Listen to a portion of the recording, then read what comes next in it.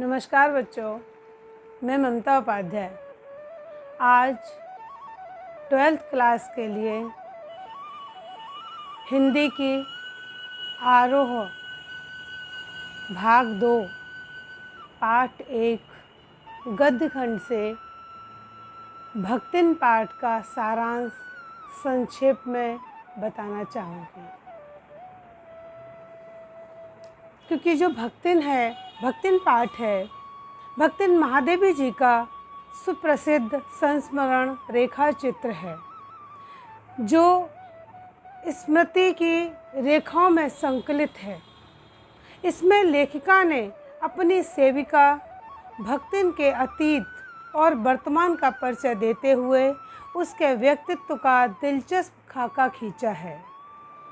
महादेवी वर्मा के घर में काम शुरू करने से पहले उसने कैसे एक संघर्षशील, स्वाभिमानी और कर्मठ जीवन जिया, कैसे अपने पिता के घर छल छदम भरे समाज में अपने और अपनी बेटियों के हक के लिए लड़ाई लड़ती रही और हार कर कैसी जिंदगी की राह पूरी तरह बदल लेने के निर्णय तक पहुंची।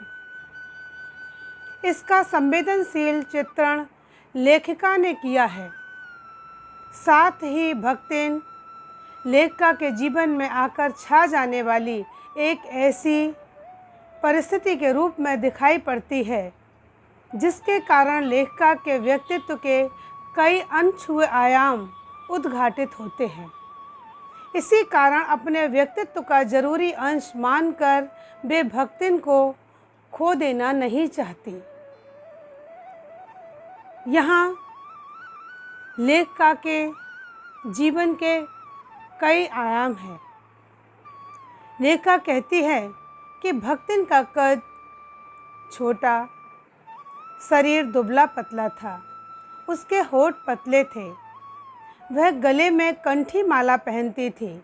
उसका नाम लक्ष्मण था, परंतु उसने लेखिका से यह नाम प्रयोग न करने की प्रार्थना की।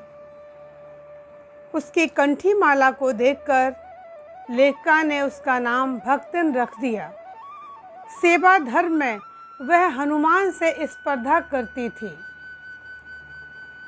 उसके अतीत के बारे में यही पता चला कि वह ऐतिहासिक रूसी के गांव प्रसिद्ध अहीर की इकलौती बेटी थी।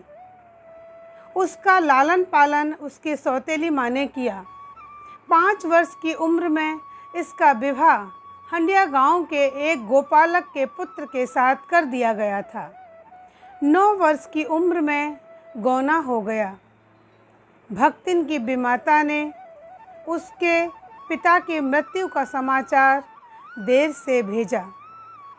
सास ने भी रोने पीटने के अपशगुन से बचने के लिए उसे पीहर यह कहकर भेज दिया कि वह बहुत दिनों से गई नहीं है। मायके जाने पर विमाता के दुर्व्यवहार तथा पिता की मृत्यु से व्यथित होकर वह बिना पानी पिए ही घर वापस लौट आई। घर आकर सास को खरी खोटी सुनाई तथा पति के ऊपर गहने फेंककर अपनी व्यथा व्यक्त की। भक्तिन को जीवन के दूसरे भाग में भी सुख नहीं मिला। उसके लगातार 3 लड़कियां पैदा हुईं। सास व जिठानियों ने उनकी उपेक्षा करनी शुरू कर दी। इसका कारण यह था कि सास के 3 कमाऊ बेटे थे तथा जिठानियों के काले कलूटे पुत्र थे। जिठानियाँ बैठकर खाती तथा घर का सारा काम, चक्की चलाना, कूटना पीसना, खाना बनाना आदि कार्य भक्तिन करती। छोटी लड़कियाँ गोबर उठाती तथा कंडे थापती थीं। खाने के मामले में भी भेदभाव था। जिठानियाँ और उनके लड़कों को दूध, भात, मलाई डालकर मिलती थी तथा भक्तिन को काले गुड़ की डेली तथा मट्ठा से चने बाजरा की रोटियां उनकी लड़कियों को मिलती थी। इस पूरे प्रकरण में भक्तिन के पति का व्यवहार अच्छा था। उसे अपनी पत्नी पर विश्वास था। पति प्रेम के बल पर ही वह अलग हो गई। अलग होते समय अपने ज्ञान के कारण उसे गाय, भैंस, खेत खलियान, अमराई के पेड़ आदि ठीक ठाक मिल गए। परिश्रम के कारण घर में समृद्धि आ गई। पति ने बड़ी लड़की का विवाह धूमधाम से किया। इसके बाद 2 कन्याओं को छोड़कर चल बसा। इस समय भक्तिन की आयु 29 वर्ष की थी। उसकी संपत्ति देख परिवार वालों के मुंह में पानी आ गया। उन्होंने दूसरे विवाह का प्रस्ताव किया तो भक्तिन ने स्पष्ट मना कर दिया। उसने केस कटवा दिए तथा गुरु से मंत्र लेकर कंठी बांध ली। उसने दोनों लड़कियों की शादी कर दी और पति के चुने हुए दामाद को घर जमाई बनाकर रख लिया। जीवन के तीसरे परिच्छेद में भी दुर्भाग्य ने उसका पीछा नहीं छोड़ा। उसकी लड़की भी विधवा हो गई। परिवार वालों की दृष्टि उसकी संपत्ति पर थी। उसका जेठौत अपनी विधवा बहन के विवाह के लिए अपने तीतर लड़ाने वाले साले को बुला लाया, क्योंकि उसका हो जाने पर सारी संपत्ति का अधिकार उसी का था। भक्तिन की लड़की ने उस वर को नापसंद कर दिया। माँ बेटी मन लगाकर अपनी संपत्ति की देखभाल करने लगी। एक दिन भक्ति की अनुपस्थिति में उस तीतरबाज वर ने बेटी की कोठरी में घुसकर भीतर से दरवाज़ा बंद कर दिया और उसके समर्थक गांव वालों को बुलाने लगे। लड़की ने उसकी खूब मरम्मत की तो पंच समस्या में पड़ गए। अंत में पंचायत ने कलयुग को इस समस्या का कारण बताया और अपीलहीन फैसला सुनाया। कहा, दोनों पति पत्नी के रूप में ही रहेंगे। अपमानित बालिका व माँ विवश थी। यह संबंध सुखकर नहीं था। दामाद निश्चित होकर तीतर लड़ाता था, जिसकी वजह से पारिवारिक द्वेष इस कदर बढ़ गया था कि लगान अदा करना भी मुश्किल हो गया। लगान न पहुंचने के कारण जमींदार ने भक्तिन को कड़ी धूप में खड़ा कर दिया। यह अपमान वह सह न सकी और कमाने के विचार से शहर चली आई। जीवन के अंतिम परिच्छेद में खुटी हुई चांद, मैली धोती और गले में कंठी माला पहने वह लेखका के पास नौकरी के लिए पहुँची और उसने रोटी बनाना, दाल बनाना आदि काम जानने का दावा किया। नौकरी मिलने पर उसने अगले दिन स्नान करके लेखका की धुली हुई धोती भी जल के छींटे से पवित्र करने के बाद पहनी। निकलते सूर्य व पीपल को अर्घ दिया। 2 मिनट जप किया और कोयले की मोटी रेखा से चौके की सीमा निर्धारित कर खाना बनाना शुरू किया। भक्तिन छूत पाक को मानने वाली थी। लेखका को समझौता करना मुश्किल हो रहा था। भोजन के समय भक्तिन ने लेखका को दाल के साथ मोटी काली चित्तीदार 4 रोटियां परोसी तो लेखका ने टोका। उसने अपना तर्क दिया कि अच्छी सेकने के प्रयास में रोटी जल गई है। उसने सब्जी न बनाकर दाल बना ली थी। इस खाने पर प्रश्नवाचक दृष्टि होने पर वह अमचूर, लाल मिर्च की चटनी या गांव से लाए हुए गुड़ का प्रस्ताव उसने रखा। भक्तिन के लेक्चर के कारण लेखका रूखी दाल से 1 मोटी रोटी खाकर मैं विश्वविद्यालय पहुंची और न्याय सूत्र पढ़ते हुए शहर और देहात के जीवन के अंतर पर विचार करने लगी। गिरते स्वास्थ्य व परिवार वालों की चिंता निवारण के लिए लेखका ने खाने के लिए अलग व्यवस्था की, किंतु इस देहाती वृद्धा की सरलता से वह इतना प्रभावित हुई कि वह अपनी असुविधाएं छिपाने लगी। भक्तिन स्वयं को बदल नहीं सकी। वह दूसरों को अपने मन के अनुसार बनाने की इच्छा रखती थी। लेखिका देहाती बन गई, परंतु भक्तिन को शहर की हवा नहीं लगी। उसने लेखिका को ग्रामीण खाना सिखा दिया, परंतु स्वयं रसगुल्ला भी नहीं खाया। उसने लेखिका को अपनी भाषा में बहुत सारी दंत कथाएं कंठस्थ करा दी थी, परंतु खुद उसे आवाज़ लगाने पर ओए के स्थान पर जी या हाँ नहीं सीख पाई थी।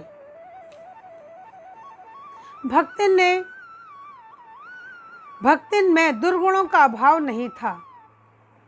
वह इधर उधर पड़े पैसों को किसी मटकी में छुपाकर रख देती थी, जिसे वह बुरा नहीं मानती थी। पूछने पर वह कहती थी कि यह उसका अपना घर ठहरा। पैसा रुपया जो इधर उधर पड़ा देखा, संभाल कर रख दिया, यह क्या चोरी है? उसने मालकिन को खुश करने के लिए वह बात को बदल भी देती थी। वह अपनी बातों में शास्त्र सम्मत मानती थी। वह अपने ही तर्क देती थी। लेखिका ने उसे सिर खुटाने से रोका तो उसने तीर्थ गए मुड़ाए सिद्ध कहकर अपना कार्य शास्त्र सिद्ध बनाया। वह स्वयं पढ़ी लिखी नहीं थी।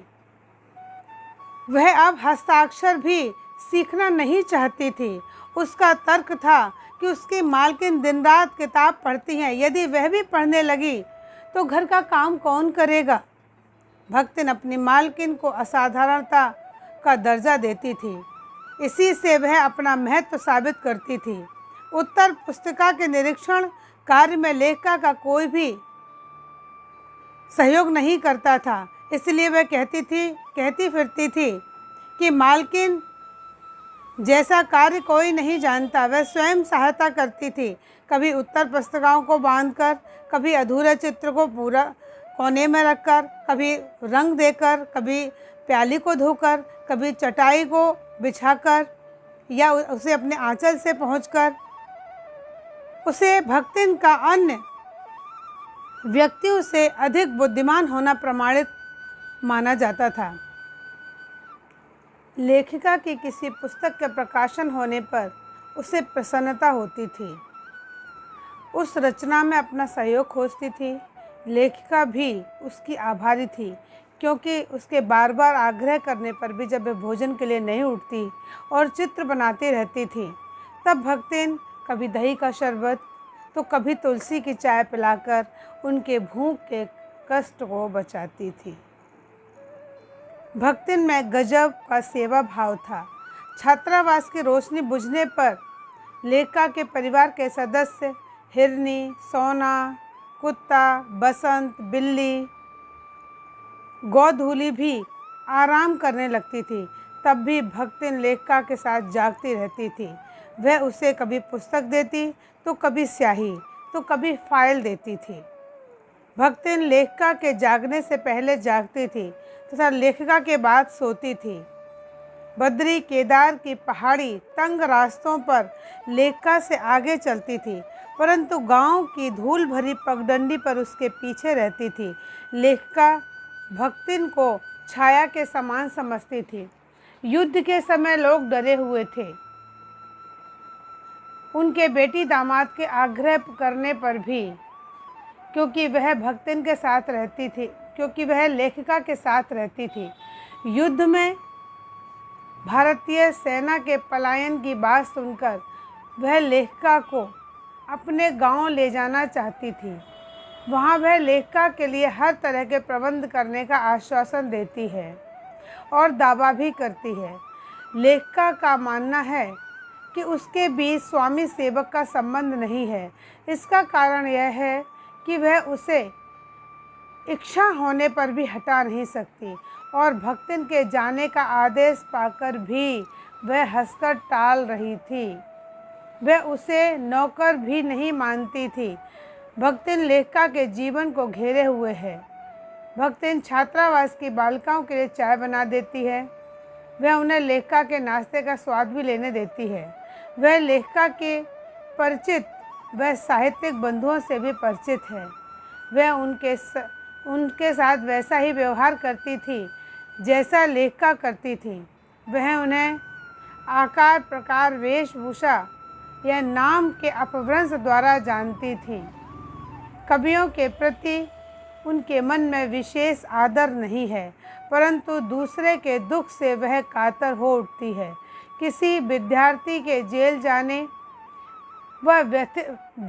पर व्यथित हो उठती थी। वह कारागार से डरती थी, परंतु लेखिका के जेल जाने पर खुद भी उनके साथ चलने की हठ करती है। अपनी मालकिन के साथ जेल जाने के लिए वह बड़े लाड तक से लड़ने की तैयारी करती है। अच्छा बच्चों, यह सारांश आपको समझ में आया होगा।